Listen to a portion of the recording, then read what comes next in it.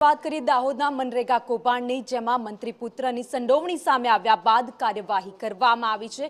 બળવંત ખાબડની ધરપકડ કરી લેવામાં આવી છે। તો તત્કાલીન ટીડીઓ દર્શન પટેલની પણ તેની સાથે ધરપકડ કરાઈ છે। 2021 થી 2025માં મનરેગા હેઠળ દેખાડા કર્યા હતા અને કામ પૂરતું નહોતું કર્યું અને કરોડો રૂપિયાનું ફુલેકું ફેરવ્યું હતું। તો 71 કરોડના કામોમાં ગેરરીતિ સામે આવતા જ પોલીસ ફરિયાદ નોંધાઈ હતી અને આખરે હવે મંત્રી પુત્રની ધરપકડ કરી લેવામાં આવી છે। ધાનપુર તાલુકા મનરેગા યોજનામાં ભ્રષ્ટાચારમાં મોટી કાર્યવાહી કરાઈ છે। એક દાખલો બેસાડવાનો પણ અહીંયા પ્રયત્ન કરવામાં આવ્યો છે મંત્રી પુત્રની ધરપકડ કરીને।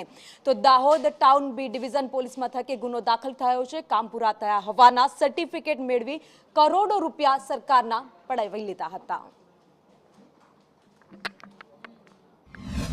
માત્ર 2 તાલુકામાં 70 કરોડ રૂપિયા જેટલી માતબર રકમ માત્ર કાગળ ઉપર કામગીરી અને અનેક પ્રયત્નો છતાં કૌભાંડ કરી નાખ્યું। કૌભાંડની તપાસ ન થાય, જે ભાજપાની ઓળખ બની ગઈ છે।